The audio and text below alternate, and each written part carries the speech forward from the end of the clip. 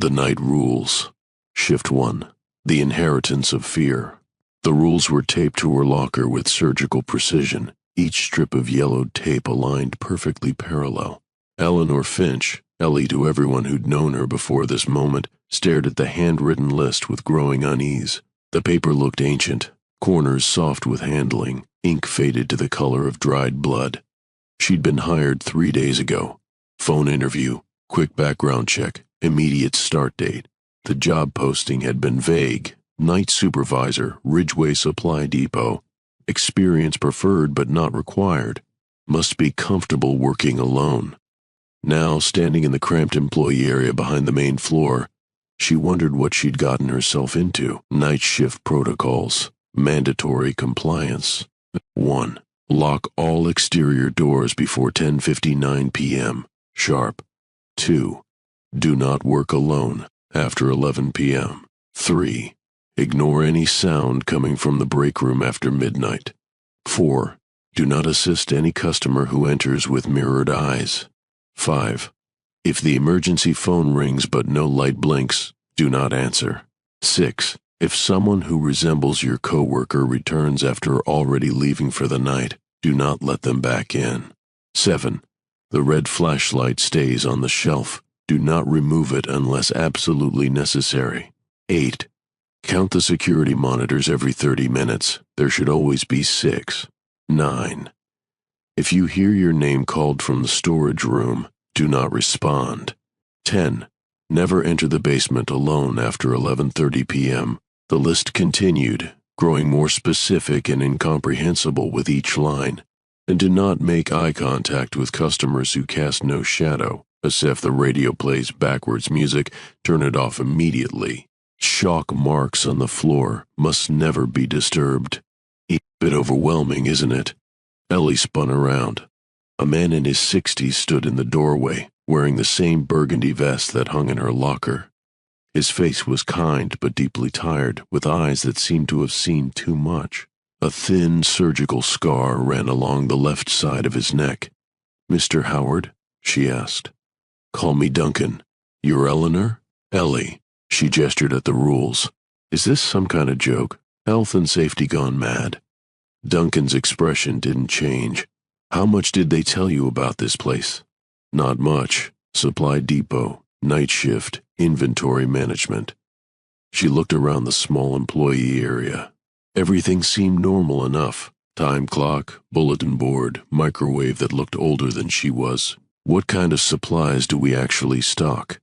"Bit of everything. Hardware, electronics, industrial supplies." Duncan moved to his locker, began changing into his vest. "We're not your typical retail operation, though. Ridgeway serves some very specific clients." "What kind of clients come shopping at midnight?" "The kind that prefer to avoid daylight." He said it without humor.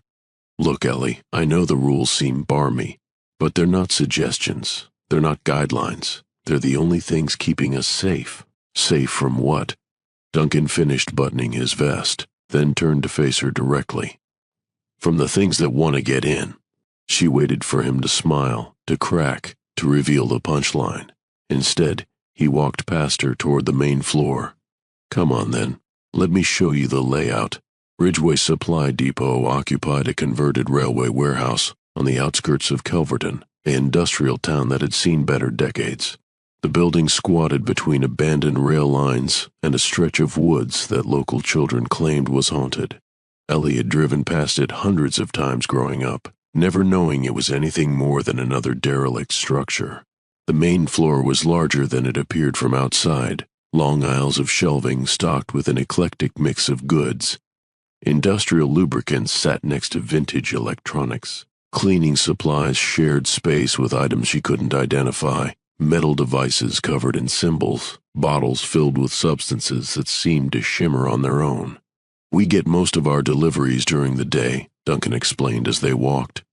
"Night shift is primarily about security and handling the occasional late customer." "Do we get many?" "More than you'd expect, less than you'd fear."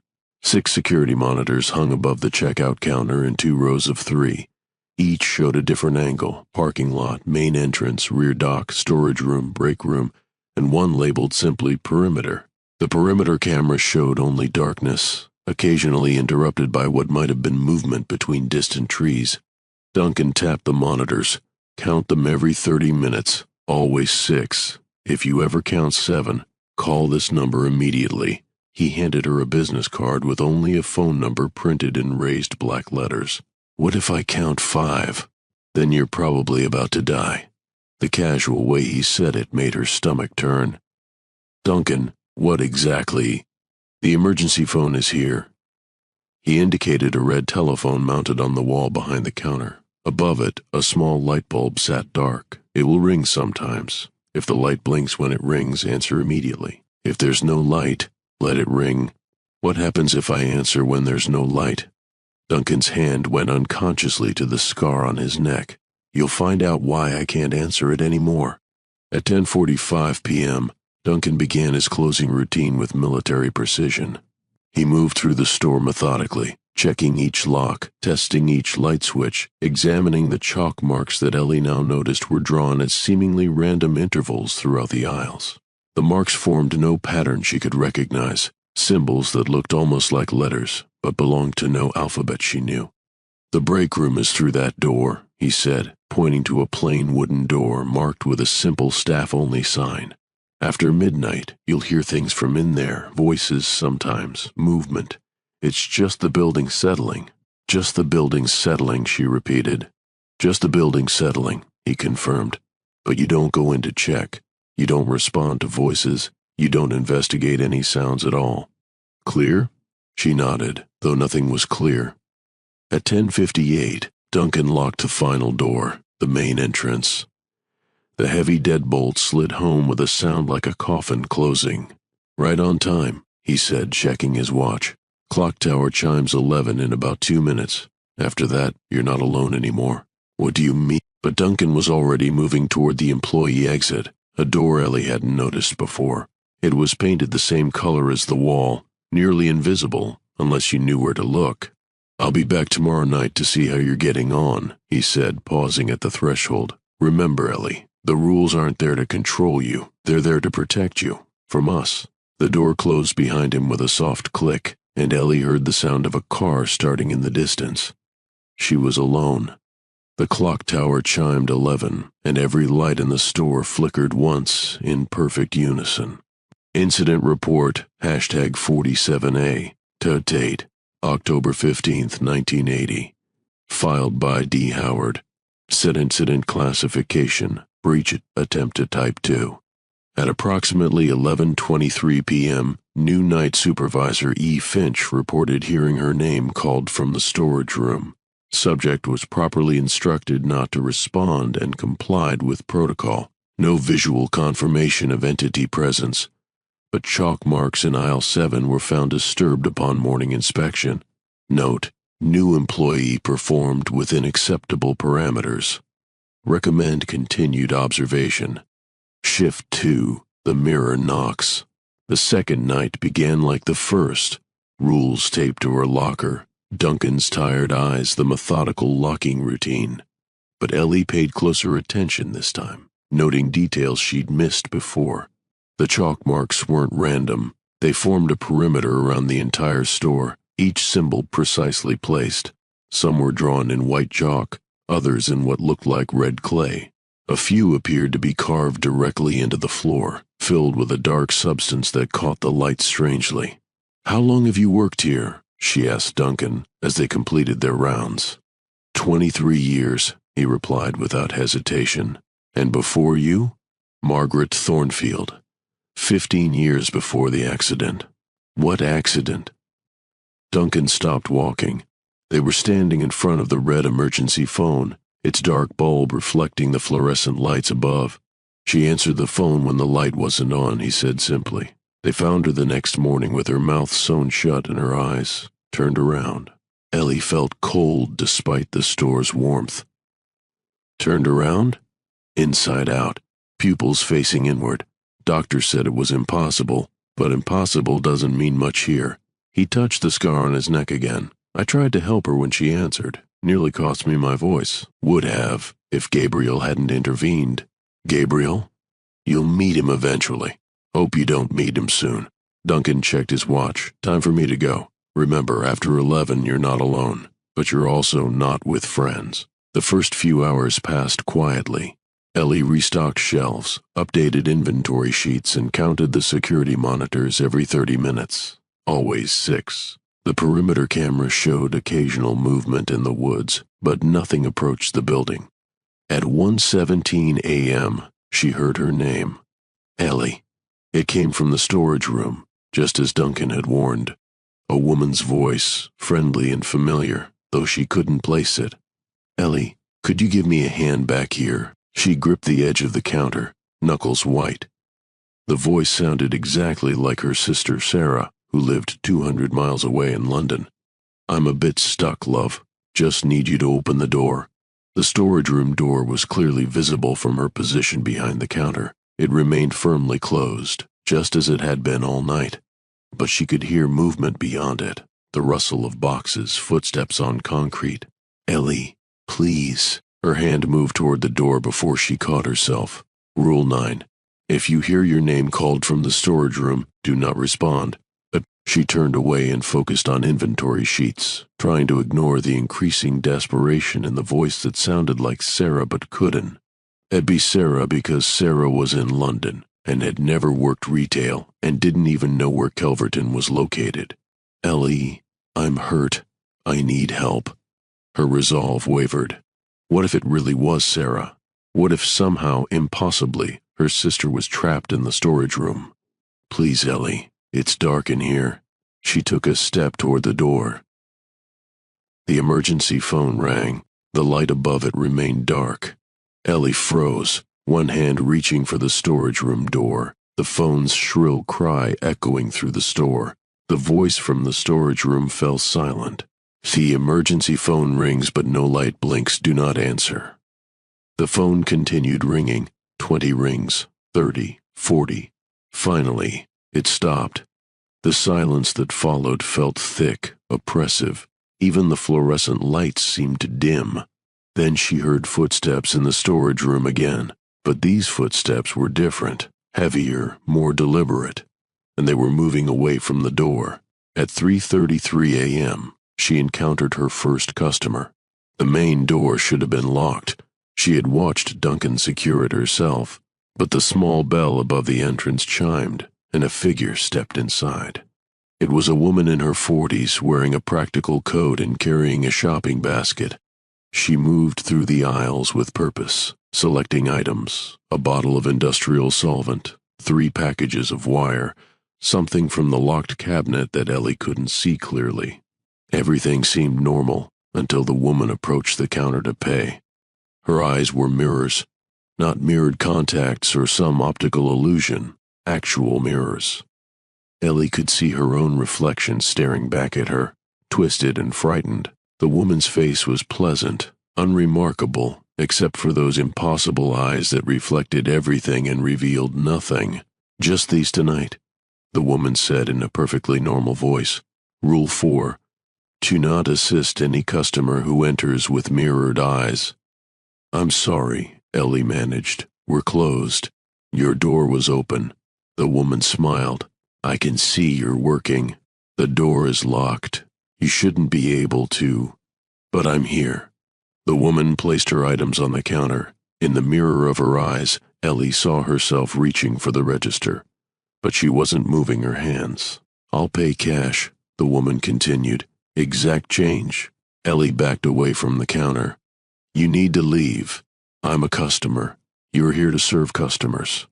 The woman's reflection of Ellie was now smiling, though Ellie herself felt only terror. It's your job. My job is to follow the rules. The woman's pleasant expression didn't change, but something shifted in the quality of light around her. The fluorescence above began to flicker. Rules can be bent, the woman said. Rules can be broken. Rules can be forgotten. Every light in the store went out at once. In the darkness, Ellie heard the woman laugh. A sound like breaking glass. Then, impossibly, she heard the main door chime again. When the lights flickered back on seconds later, the woman was gone. Her items remained on the counter, industrial solvent, wire, and a small device covered in the same symbols that decorated the chalk marks throughout the store. Ellie approached the items carefully. The device was warm to the touch and seemed to pulse with its own faint light. As she watched, the symbols on its surface began to move, rearranging themselves into patterns that hurt to look at directly. She swept all the items into a trash bag and carried them to the employee area. There she found a metal disposal bin marked with warning symbols. The items went inside, and she slammed the lid shut. The rest of the night passed without incident, but she couldn't shake the feeling that something had changed. When she counted the security monitors at 4:30 a.m., there were still 6.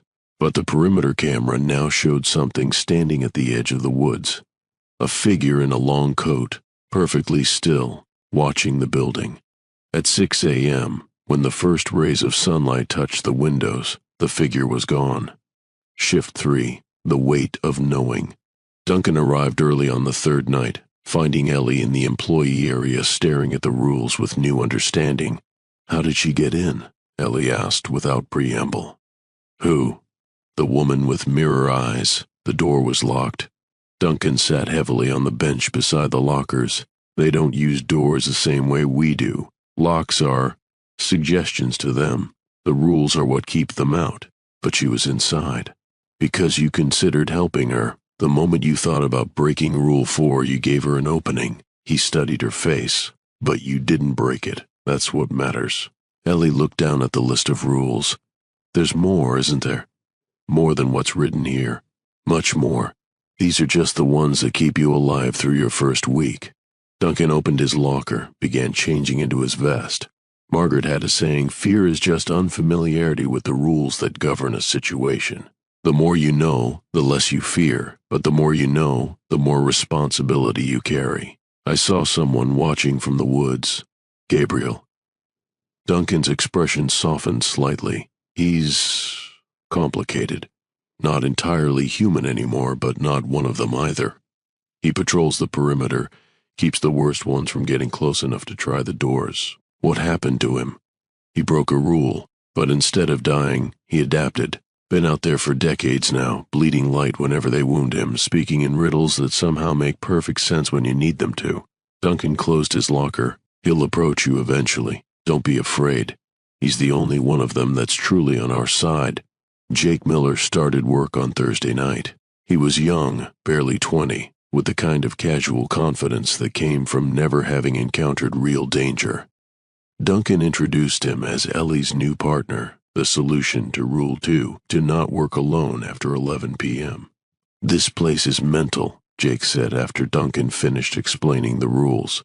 "You two actually believe this supernatural bollocks?" Ellie had believed it was bollocks 5 days ago. Now she watched Jake's dismissive grin with growing dread. "The rules exist for a reason," she said carefully. "Yeah, to control the workers. Classic management technique. Make up arbitrary restrictions, claim they're for safety, keep everyone in line." Jake tossed the rule sheet into his locker without reading it. "I've worked plenty of night shifts. Know how to handle myself." Duncan's expression was unreadable. "Just try to stay close to Ellie. She's been doing well." At 11 p.m., after Duncan's departure, Jake immediately began testing boundaries. "Let's have a look at this mysterious break room," he said, approaching the staff-only door. "Jake, don't." Ellie stepped between him and the door. "Rule 3 is nonsense." He checked his watch. "It's only just past 11. Rule says after midnight. It says ignore sounds from the break room after midnight. Doesn't say anything about not going in before midnight." Jake grinned. "Exactly. Loophole." He pushed past her and opened the door. The break room was perfectly normal. Small table, 2 chairs, refrigerator humming quietly in the corner. Jake flicked on the lights and looked around triumphantly. "See? Just a room." He walked inside, examining the space. Probably used the ghost stories to keep people from taking unauthorized breaks. Ellie remained in the doorway, every instinct screaming at her to stop him. But the room looked harmless. Maybe she had been overthinking everything. Maybe the rules were just elaborate company mythology designed to... Jake screamed. He was standing in the center of the break room, apparently unharmed, but screaming with absolute terror. His eyes were wide, staring at something Ellie couldn't see. "Jake." She started toward him. "Don't." He held up a shaking hand. "Don't come in. Can't you see them?" "See what?" "The people. They're all hanging from the ceiling, dozens of them, all in Ridgeway vests." His voice broke. "They're all looking at me." "Jake, there's nothing there. Their eyes are sewn shut, but they're still looking at me." "How are they looking at me?" He spun in a circle, still screaming. "Make them stop looking at me." The lights in the break room began to flicker. In the strobing illumination, Ellie thought she caught glimpses of shapes hanging from above, dark forms that vanished the moment her eyes focused on them. "Jake, come out of there, now." But Jake was no longer screaming. He stood perfectly still in the center of the room, head tilted back, staring at the ceiling with an expression of awful understanding. "They want me to stay," he said quietly. "They say there's room for one more." The break room door slammed shut. Ellie pounded on it, turned the handle, threw her full weight against the solid wood. The door wouldn't budge. From inside she heard Jake laughing. Then the laughter changed, became something else, a wet, choking sound that went on far too long. Then silence. At 6 a.m., Duncan found Jake sitting at the break room table, perfectly composed and apparently unharmed. "Jake?" Duncan approached cautiously. "You all right, son?" Jake looked up and smiled. His eyes had been inverted, pupils facing inward, irises and whites reversed. His mouth was sewn shut with thick black thread, but somehow he continued smiling. "He broke Rule 3, Ellie said. Her voice was hoarse from hours of trying to get the door open. "He went into the break room before midnight." Duncan examined Jake carefully. The young man's chest rose and fell normally, but there was no sound of breathing. His skin was pale but not cold. He sat perfectly still, hands folded, sewn mouth fixed in that terrible smile. "Jake?" Duncan tried again.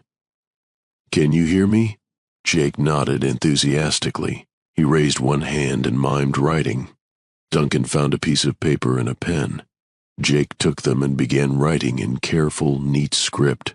"I'm perfectly fine. The rules are nonsense. There's nothing to fear here. You should both go into the break room and see for yourselves." Duncan crumpled the paper. "We need to call the number." He dialed the phone number from the business card. Someone answered on the first ring.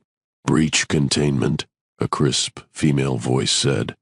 "This is Duncan Howard, Ridgeway Supply Depot. We have a Category 3 incident. Employee compromised. Stand by." Within minutes, 3 people arrived in a black van. They wore no uniforms, carried no identification, and spoke in quiet, efficient voices. They examined Jake with practiced detachment, then carefully escorted him out of the building. "Where are they taking him?" Ellie asked. "Somewhere safe," Duncan replied. "Somewhere he can't hurt anyone else." "Will he recover?" Duncan's hand went to his scar. "Define recovery." Incident report #47C. Date, October 18th, 1980. Filed by D. Howard. Incident classification, breach incident to type 3. Night Supervisor J. Miller entered restricted area break room at 11:07 p.m., violating Protocol 3. Subject was exposed to Category B entities and compromised within 15 minutes. Full containment achieved by 6:15 a.m. Note: E. Finch performed admirably under stress. Recommend immediate promotion to Senior Night Supervisor. Also recommend psychological evaluation to ensure no secondary exposure effects. Additional note: chalk marks in break room have been renewed. Seals holding but showing stress fractures may need reinforcement within the month. Shift 7. The Gardener of Light. Gabriel appeared on her 7th night alone. She was restocking the electronics aisle when she noticed him standing outside the main windows, perfectly illuminated by the parking lot lights. Tall, wearing a long coat that might have been fashionable decades ago, he watched her with eyes that seemed to hold too much knowledge. Ellie approached the windows carefully. Up close, she could see that Gabriel's face was ageless in the way that suggested he had stopped aging rather than aged well. His skin was pale, unmarked except for thin scars along his jaw that seemed to pulse with faint light. He raised one hand and pressed it against the glass. Where his palm touched, symbols appeared, the same symbols that marked the chalk lines throughout the store. The glass grew warm under his touch. "You're Gabriel," she said, though he couldn't hear her through the reinforced windows. He nodded. Then he opened his mouth and spoke, but the words came out backwards, syllables reversed. It took her a moment to understand. "Etisni nimokera yet.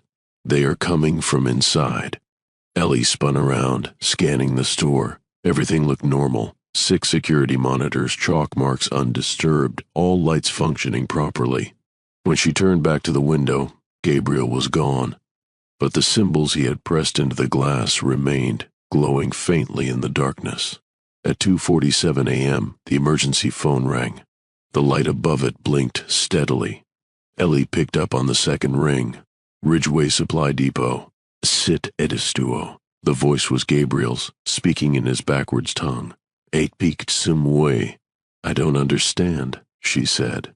"Stro ht es river."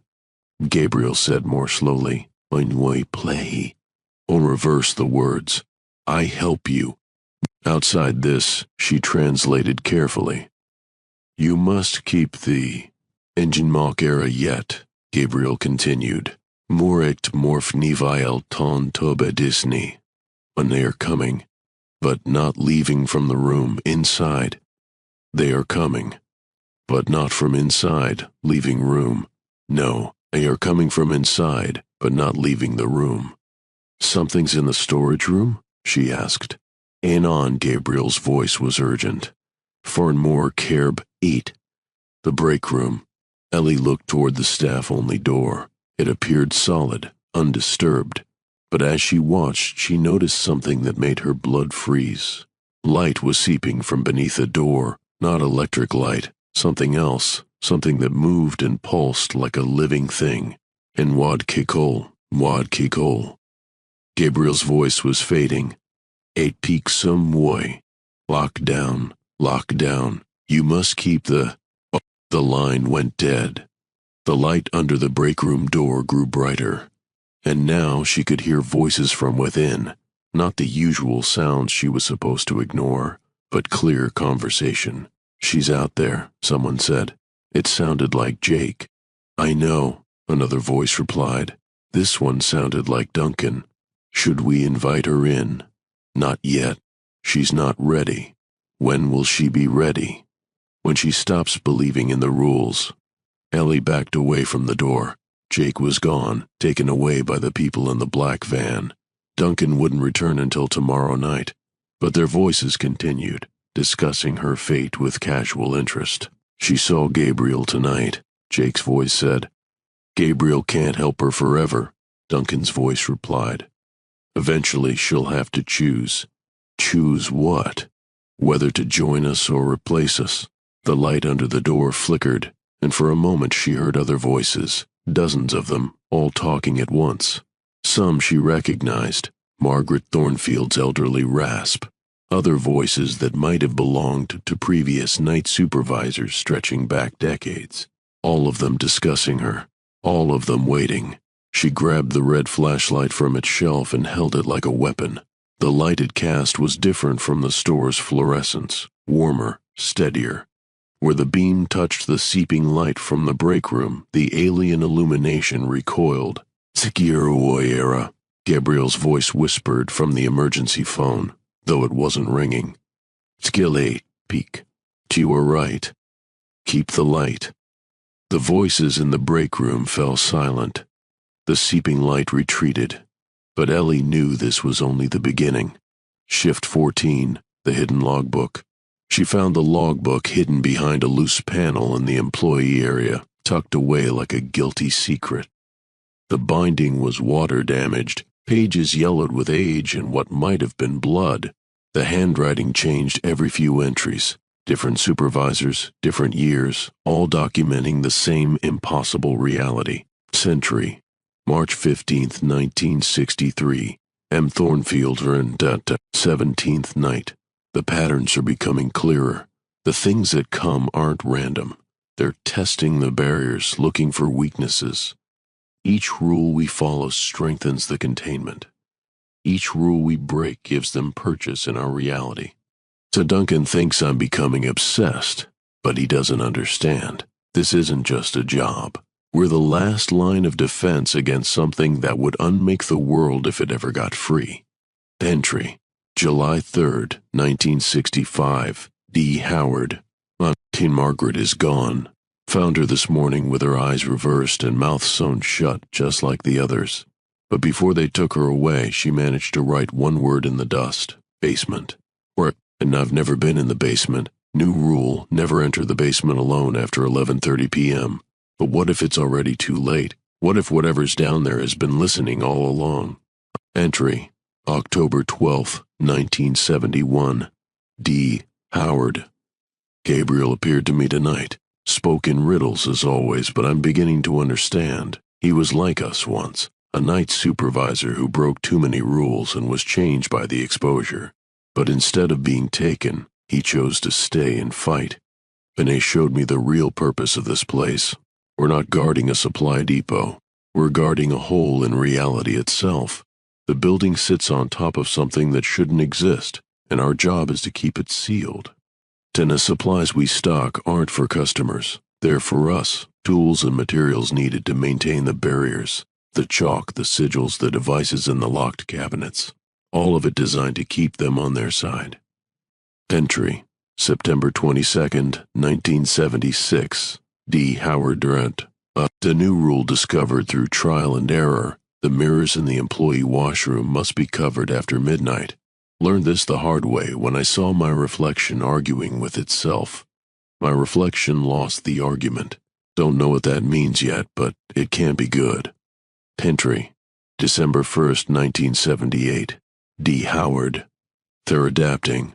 The rules that worked for Margaret don't always work now. They learn from each breach, each broken rule, each compromised employee. We have to evolve too, create new protections, new barriers. And Gabriel says the only way to truly stop them is to close the hole permanently. But that would require someone to go down into the basement and manually seal the breach from the inside. No one who's tried has ever come back.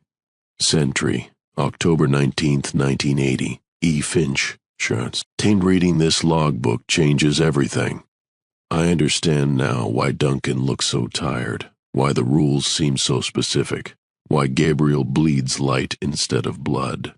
When we're not employees, we're guardians. And I think the thing in the basement is getting stronger. Shift 21, the duplicate. 3 weeks into the job, Ellie had settled into a routine of controlled terror. She followed the rules religiously, avoided the break room after midnight, and kept the red flashlight within arm's reach at all times. The store felt less like a workplace and more like a fortress, with her as the sole defender against forces she still didn't fully understand. Duncan had become more forthcoming about the job's true nature, sharing additional rules and warnings that weren't written in the official list. Don't trust the vending machine after 2 a.m. It sometimes dispenses items that don't exist. The clock in the storage room runs backwards during certain lunar phases. If you ever see a customer browsing the same aisle for more than 30 minutes, they're not a customer. But nothing had prepared her for the night her own face appeared at the window. It was 3:17 a.m. when she noticed someone standing outside the main entrance, barely visible in the parking lot lights. At first glance, it looked like a late customer, someone who hadn't noticed the closed sign. But as the figure stepped closer to the glass, Ellie's blood turned to ice. It was her, exactly her. Same face, same hair, same burgundy Ridgeway vest. The duplicate pressed against the window with both palms, breath fogging the glass. "Please," the other Ellie said, voice muffled by the reinforced windows. "I'm locked out. I need to get back inside." The real Ellie backed away from the windows, hand moving instinctively to the red flashlight.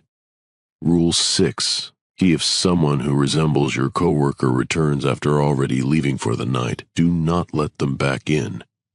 But this wasn't a coworker. This was herself. "Ellie, it's me," the duplicate continued, pressing harder against the glass. Something went wrong. I was outside checking the perimeter and the doors locked automatically. Please, you have to let me in. The duplicate's voice was perfect. Exactly her own accent, her own speech patterns, even the slight hoarseness that came from too many cigarettes. If Ellie had been watching from inside the break room, she would have sworn she was looking at security footage of herself. You know it's me, the duplicate pleaded. You know I belong in there. We have work to do, the rules to follow, the barriers to maintain. That gave Ellie pause. The duplicate knew about the real purpose of their job. How could it know that unless? Prove it, Ellie called through the glass. Tell me something only I would know. The duplicate smiled, her own smile, warm and genuine. You found the logbook behind the loose panel 3 days ago. Margaret Thornfield's entries, Duncan's observations, all the truth they've been hiding from new employees. You wrote your own entry, October 19th. We're not employees, we're guardians. Ellie's hand tightened on the flashlight. The duplicate was right about everything. You keep the red flashlight with you at all times now, the duplicate continued. You've started carrying extra chalk in your pocket, just in case the perimeter marks get disturbed. You dream about the basement every night, even though you've never been down there. All true. All impossible for anyone else to know. Let me in, Ellie. We have work to do. Ellie moved toward the door, key in hand. If this really was her, somehow displaced or duplicated, then leaving herself outside would be monstrous. And if it wasn't her... The emergency phone rang. No light blinked. Ellie stopped, hand inches from the door lock. The duplicate saw her hesitation and its expression changed, just slightly, but enough. The smile became predatory. Don't answer that phone, Ellie. You know what happens when there's no light. But Ellie was already backing away from the door. The real Ellie would never tell someone not to follow the rules. The real Ellie had learned to trust the protocols above all else. The phone continued ringing.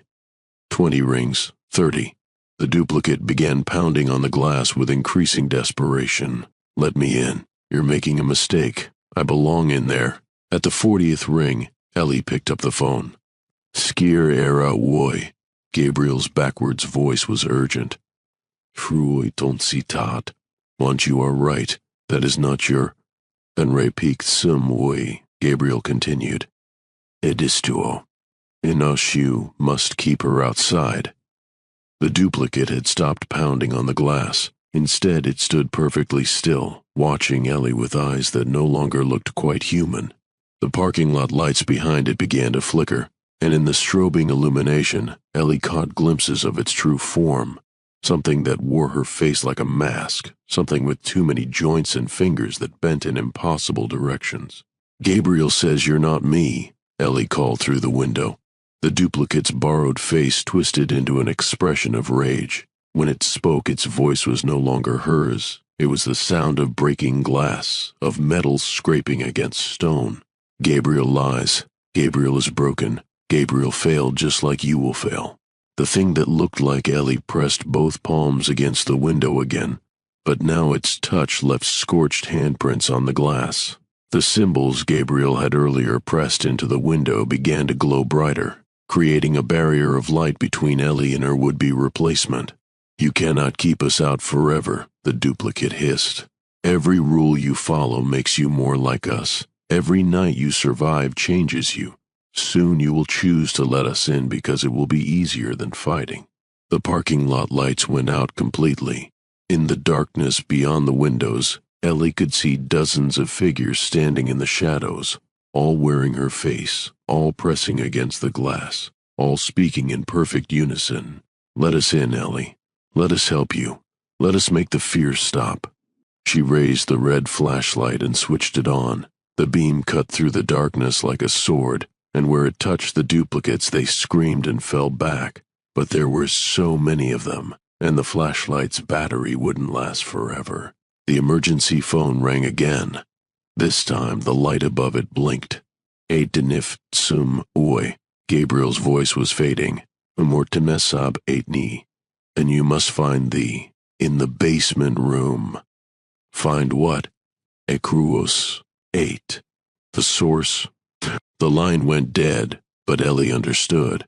Whatever was creating these duplicates, whatever was weakening the barriers between realities, it was coming from the basement she'd never been allowed to enter. Outside, the duplicates continued their chorus. Let us in. Let us help. Let us make it stop. But Ellie was no longer listening. She was thinking about Rule 10. Never enter the basement alone after 11:30 p.m. It was 3:47 a.m. She was alone. And she was about to break the most important rule of all. Shift 21, the descent. The basement door was hidden behind the storage room, accessible only through a narrow corridor she'd never noticed before. The door itself was unlike anything else in the building. Thick steel reinforced with bands of what looked like silver, covered in symbols that seemed to move when she wasn't looking directly at them. A sign hung beside the door. Authorized personnel only. Night supervisor clearance required after 11:30 p.m. Ellie stared at the sign. She was a night supervisor. She had clearance. But every instinct screamed at her to turn back, to return to the relative safety of the main floor, to wait for Duncan and let him handle whatever was growing stronger in the depths below. From outside, she could still hear the duplicates calling her name in perfect unison. Their voices were growing louder, more insistent. The symbols Gabriel had pressed into the windows were beginning to fade, and she could see cracks spreading through the reinforced glass. She turned the handle and opened the basement door. The staircase descended into absolute darkness. Her footsteps echoed strangely, as if the space below was much larger than the building above could contain. The red flashlight's beam barely penetrated the gloom, revealing only rough stone walls carved with more of the same symbols that decorated the store above. As she descended, the temperature dropped noticeably. Her breath began to fog and ice crystals formed on the walls around her. But beneath the cold, she could feel something else. A warmth that seemed to pulse with its own rhythm, like a massive heartbeat hidden somewhere in the darkness. The staircase ended at a heavy wooden door marked with a single word, breach. Beyond it, Ellie could hear sounds that made no sense. The crash of ocean waves, the howl of wind through empty spaces, voices speaking in languages that hurt to listen to. And underneath it all, that rhythmic pulsing she'd felt from the staircase, now strong enough to make the door vibrate against its frame. She opened the door and stepped into impossible space. The basement extended far beyond the boundaries of the building above. Cathedral-high ceilings disappeared into darkness, supported by columns that looked like fossilized trees. The floor was carved from a single piece of black stone, inlaid with silver lines that formed intricate patterns radiating outward from a central point. At the center of the vast chamber, where all the silver lines converged, was the source of everything, a hole in reality itself.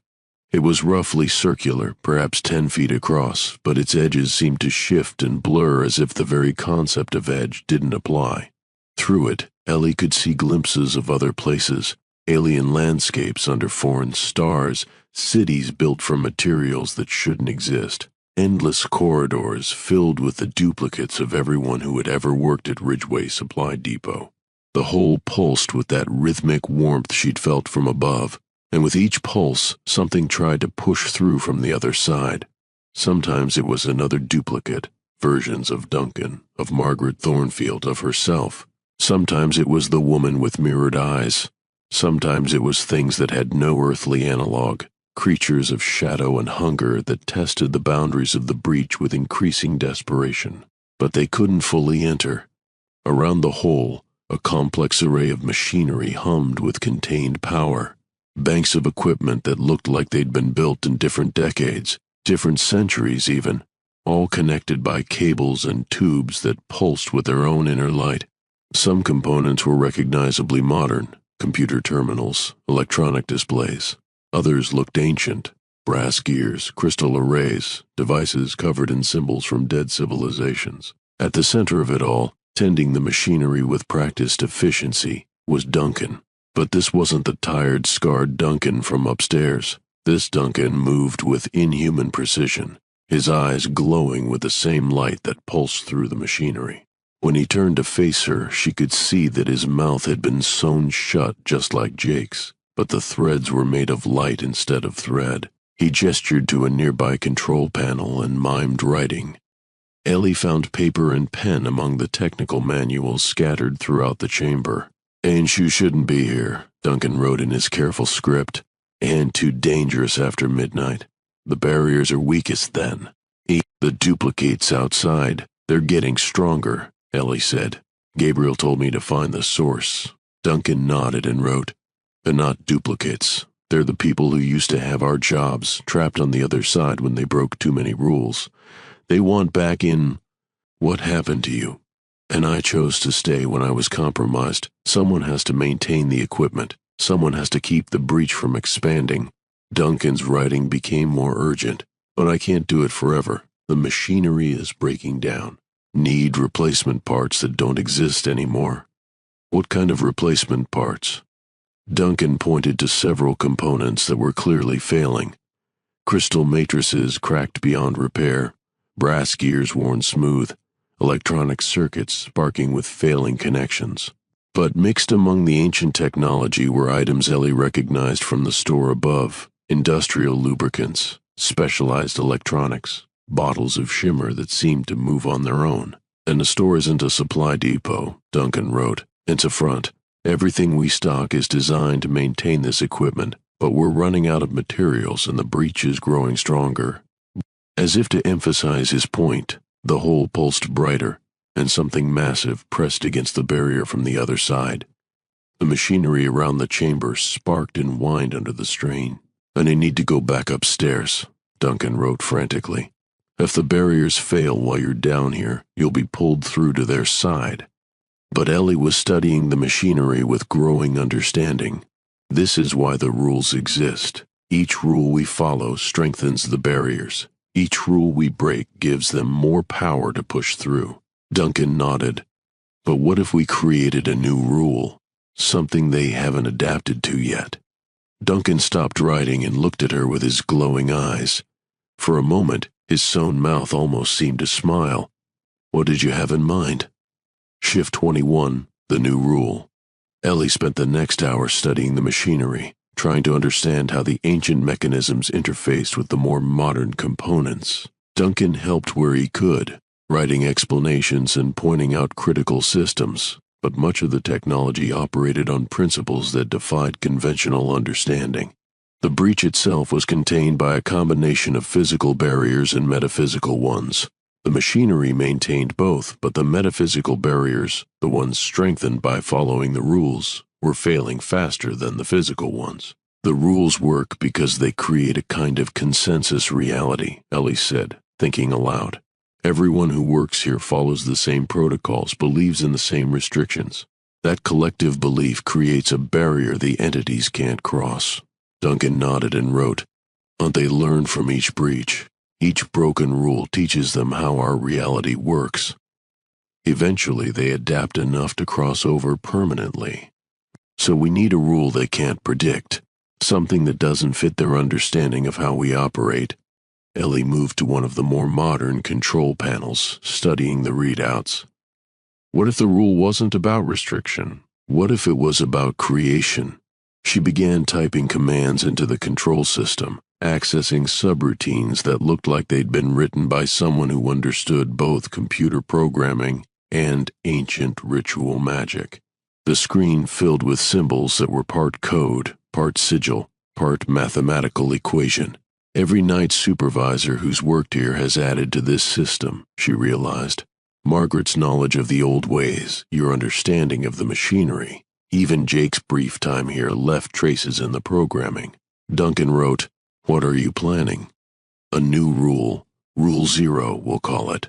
Not a restriction, but a creation protocol." Her fingers moved across the keyboard with growing confidence.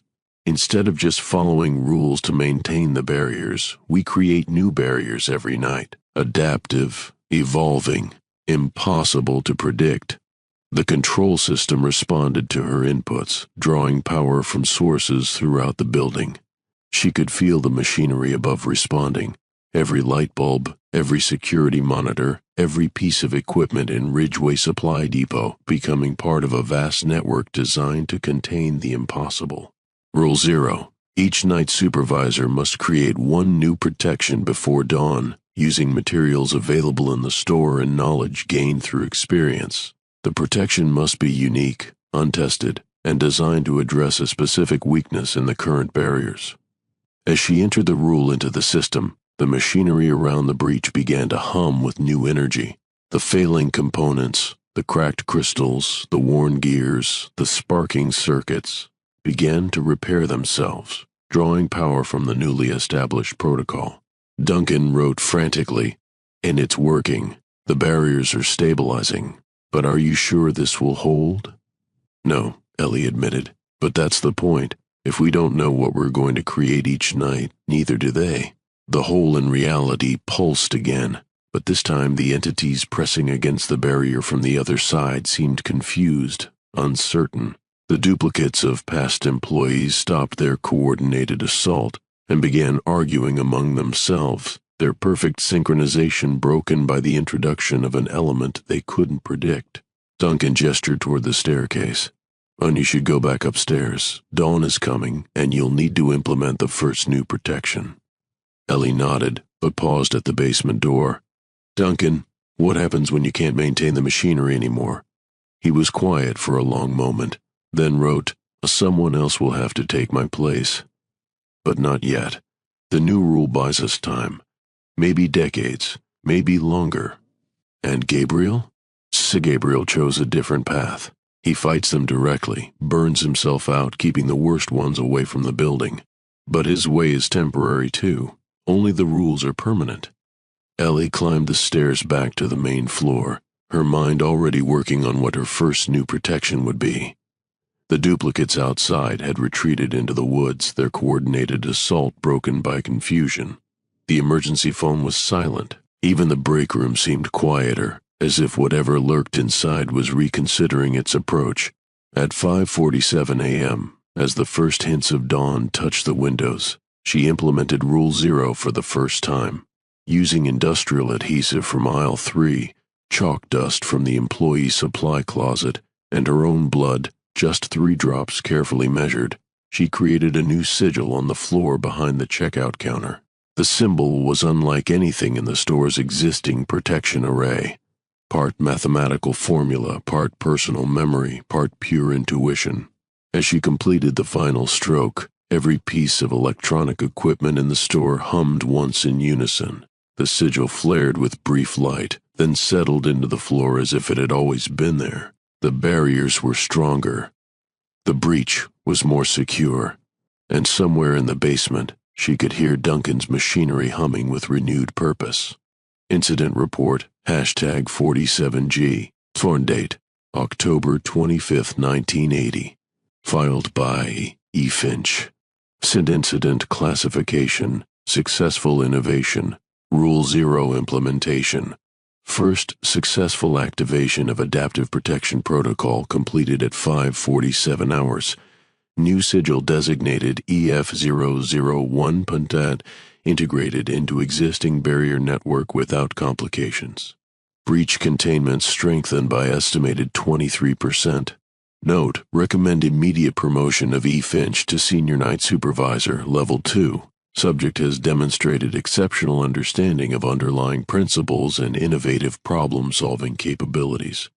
Additional note, D. Howard reports machinery operating at 94% efficiency for first time in over a decade. Rule 0 protocol appears to be successfully revitalizing entire containment system. Shift 28, the test of permanence. 1 month into her tenure at Ridgeway Supply Depot, Ellie had settled into a routine that would have seemed impossible during her first terrifying night. She arrived each evening with a small notebook filled with ideas for new protections, materials needed, and theoretical improvements to the existing barrier network. Rule 0 had transformed the job from reactive survival to proactive creation. Each night brought a new challenge, designing a protection against entities that could manipulate reflections, creating barriers that could adapt to temporal distortions, developing warning systems that function across dimensional boundaries. The store itself had begun to change in response to her innovations. New equipment appeared overnight, delivered by unmarked trucks that arrived during the day shift and left no paperwork. Aisles rearranged themselves to provide better access to materials she needed. Even the break room had become cooperative, its dangerous occupants apparently intrigued by the creative energy flowing through the building. Duncan had begun spending more time on the main floor, his sewn mouth gradually healing as the strengthened barriers reduced the strain on his transformed physiology. He still couldn't speak, but his written communications had become more frequent and detailed. "Anti-entities are adapting to Rule 0, he wrote during her 28th night. And they're starting to predict some of your protection patterns. We need to discuss contingency plans." Ellie looked up from her current project, a barrier designed to prevent reality distortions in the storage room. "What kind of contingencies?" "The kind where Rule 0 stops working, and we need something even more radical." Before she could respond, the emergency phone rang. The light above it blinked steadily. "Ridgeway Supply Depot," she answered. "Nimok era yet." Gabriel's voice was more urgent than she'd ever heard it. "And Sally to Rolf. And they're coming." For the last what? And Mirgasid, to Gabriel's backward speech was becoming harder to understand, as if distance or interference was affecting the connection.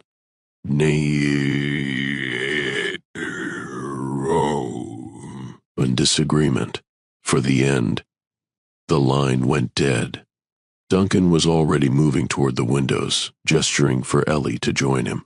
Outside, the parking lot was filling with figures, not just duplicates this time, but representatives of every type of entity they'd encountered over the past month.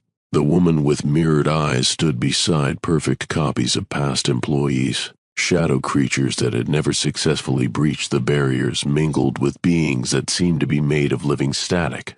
They weren't trying to enter the building. They were just standing there, waiting. "It's a delegation," Ellie realized. "They want to negotiate." Duncan wrote quickly. "That happened before. They don't negotiate. They take."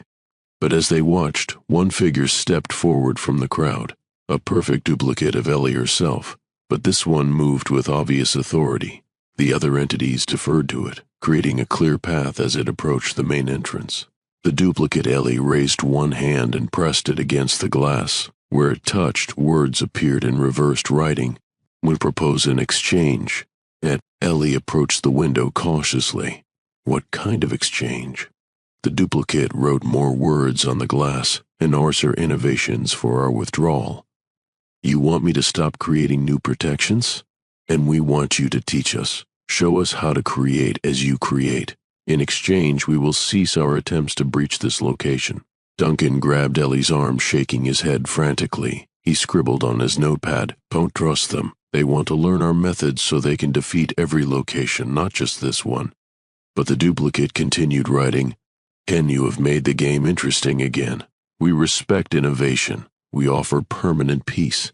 And if I refuse, we escalate, bring entities you cannot imagine, break rules you have not yet written, turn your own creations against you."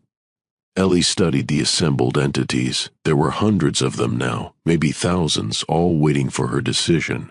In the distance, she could see Gabriel moving through the trees, burning brighter than usual as he prepared for what might be the final battle. "I need time to consider," she called through the glass. "You have until dawn." The entities fell back from the building but didn't disperse. They formed a perimeter around the parking lot, patient and watchful. Duncan wrote, "What are you thinking?" "I'm thinking they're right about one thing," Ellie said.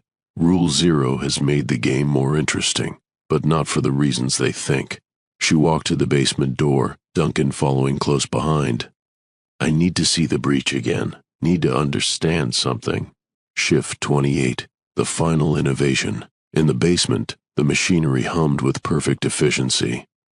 The hole in reality pulsed steadily, but the entities pressing against it from the other side seemed less aggressive, more curious. Even here, in the heart of the breach, Ellie could sense the change that Rule 0 had brought to the conflict. "They're not lying about respecting innovation," she told Duncan as they stood before the containment array. "The question is whether we can use that respect to our advantage. Duncan wrote, "How? By giving them exactly what they're asking for, but not in the way they expect." Ellie moved to the control systems, her fingers flying over keyboards that mixed cutting-edge technology with ancient ritual components. They want to learn how to create like we create. Fine, let's teach them. And it's insane. If they learn our methods, they'll learn that creation requires sacrifice, that innovation demands responsibility, that the ability to build new barriers comes with the obligation to maintain them. Ellie's typing became more rapid, pulling up subroutines she'd been developing but never implemented. What if we don't just teach them to create protections? What if we teach them to become protections? Duncan stopped writing and stared at her with his glowing eyes. Every entity that's tried to breach our reality has done so because they want something from our side: warmth, substance, the ability to affect physical matter. But what they really want is to exist in a stable reality instead of the chaos between dimensions. She gestured at the hole, where countless entities pressed against the barriers with desperate hunger. What if we offered them that stability, but as part of our defense network instead of as invaders? Turned them into willing guardians instead of hostile forces? Duncan's writing was frantic now. Impossible. They're predators, parasites. They can't be trusted. Can't they? Look at yourself, Duncan. You were compromised, transformed, but you chose to stay and help. Look at Gabriel. He broke too many rules and was changed, but he became our protector. Ellie brought up a new interface she'd been secretly developing. What if transformation doesn't have to mean corruption? What if it can mean evolution? The control system responded to her inputs, drawing power from every protection she'd created over the past month. But instead of strengthening the existing barriers, it began to reconfigure them, not to keep the entities out, but to invite them in under very specific conditions. Rule 00. Any entity that genuinely desires to cease hostilities and contribute to the stability of local reality may petition for transformation into a guardian role. The transformation is permanent, irreversible, and requires the entity to sacrifice its ability to harm or manipulate in exchange for the ability to protect and create. As the new rule integrated into the system, the machinery around the breach began to change. New components emerged from the existing array, crystalline structures that hummed with invitation rather than rejection, metallic frameworks that formed doorways instead of barriers. The entities pressing against the breach from the other side suddenly had a choice: push through as invaders and face the existing defenses, or step through as volunteers and accept transformation into guardians. "This is either brilliant or suicidal," Ellie murmured as she activated the new protocol. Duncan wrote one final note, and probably both, but it's the kind of innovation they'll never expect. Above them, they could hear commotion as the entities outside the building sensed the change in the barriers. Some were outraged at the offer, seeing it as a trap. Others were intrigued, perhaps tired of the endless conflict between dimensions. Ellie climbed the stairs back to the main floor, leaving Duncan to monitor the basement systems. The assembled entities outside were in visible disagreement, their unified front fracturing as they debated this unexpected development. The duplicate Ellie approached the window again and wrote, "What have you done?" "I've given you exactly what you asked for," Ellie replied. "The chance to learn creation. But creation requires commitment. It requires choosing to build instead of destroy. It's not what we agreed to discuss. This is what I'm offering. Take it or leave it." The duplicate stared at her for a long moment, then turned to address the assembled entities. Ellie couldn't hear their debate, but she could see the divisions forming. Some entities backing away from the building, others moving closer with obvious interest. Finally, the woman with mirrored eyes stepped forward. She placed her palm against the glass, and for the first time since Ellie had encountered her, her reflection showed something other than predatory hunger. It showed curiosity. The transformation was instantaneous. Light poured from the windows as the woman crossed from one reality to another, accepting the fundamental change that would make her a guardian instead of a threat.